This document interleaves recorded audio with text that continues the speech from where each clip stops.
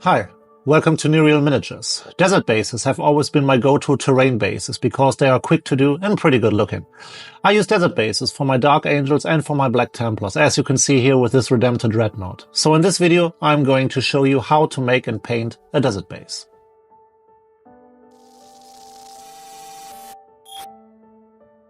To start off, we need to put some glue onto our base, and therefore I use Army Painter spacing glue. Make sure that you don't cover the whole base, just apply it in small areas and spread it around.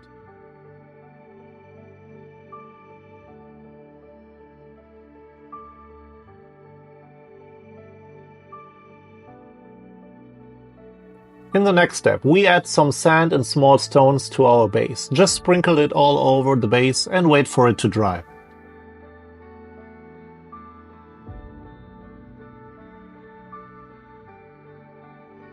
And of course, make sure that you keep your workspace clean. When the sand has dried, you can add some details to your base, like skulls, weapons, barbed wire, or whatever you like. Here I use 2 skulls from the new Warhammer Battlefield trophy set. Before applying our crackle paint, we make sure that we base coat the whole area with technical Ardcoat to improve the crackly effect. You could also use a mixture of PVA glue and water.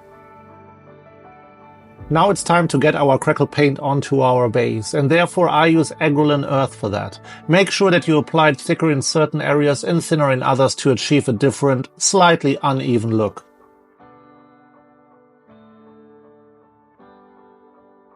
Let everything dry overnight or use a hairdryer like I did here. With a hairdryer, the drying process took about 8 minutes on a low setting.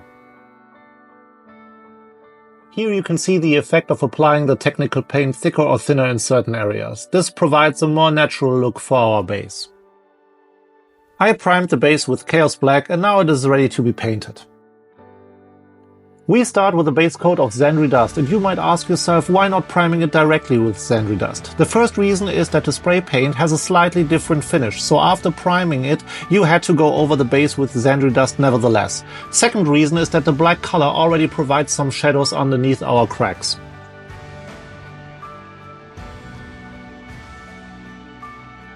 This is how our base is looking right now, after a first base coat of Zandri Dust. Now we need to apply a second coat to get good coverage.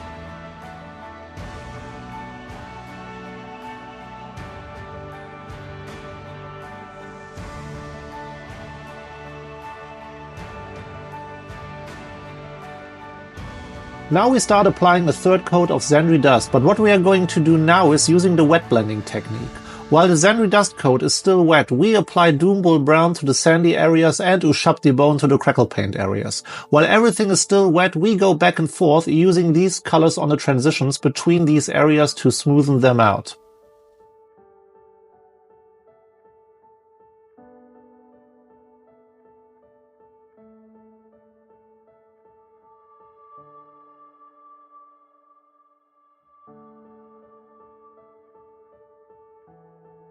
In the next step, we apply all the other base colors to our desert base, and we start off by painting the small rocks with Zandri Dust again to clean them from other paints. Whenever I use skulls on my bases, I try to keep the procedure of painting them as simple as possible. I always start with a base coat of Rakarth Flesh.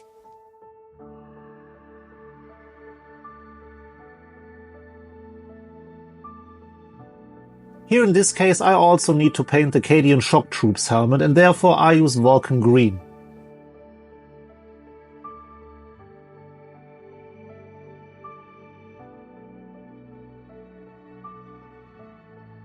The small details on the helmet are painted with Leadbelcher.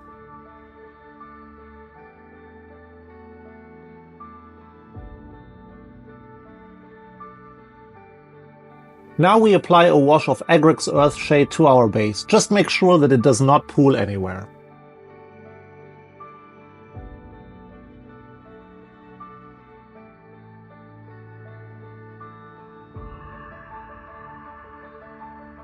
In the next step, we need to dry brush our base, and I would recommend using a cardboard for getting rid of your paint from the brush, because if you use a paper towel, for example, some of the fabrics of the paper towel could get onto your brush, eventually leading to unwanted results on your paint job. After toning down our base by dry brushing it with Zandri Dust, I switched to a smaller dry brush to highlight all the crackle paint areas with Screaming Skull. In this step you can also highlight the rocks and the skulls. Now I apply Reikland Fleshshade to the small rocks, setting them a bit apart from the rest of the ground.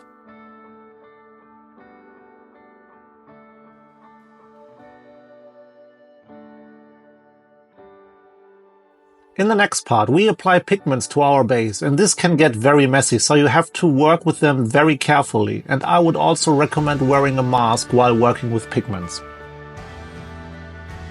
As you can see here, I apply desert dust very sparingly onto the crackle paint areas and burnt umber onto the sandy areas later on.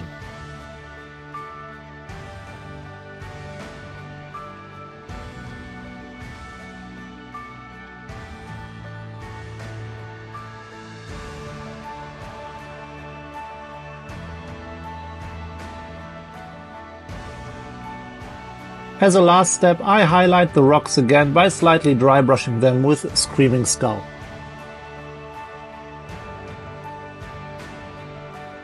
Now you can apply some tufts to your base.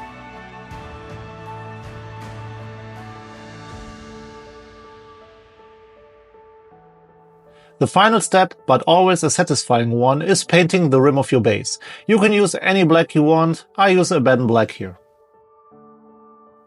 Our desert base is finished now. These bases are ideal for darker models like Black Templars, Dark Angels and so on, because the base provides a great looking contrast to your models.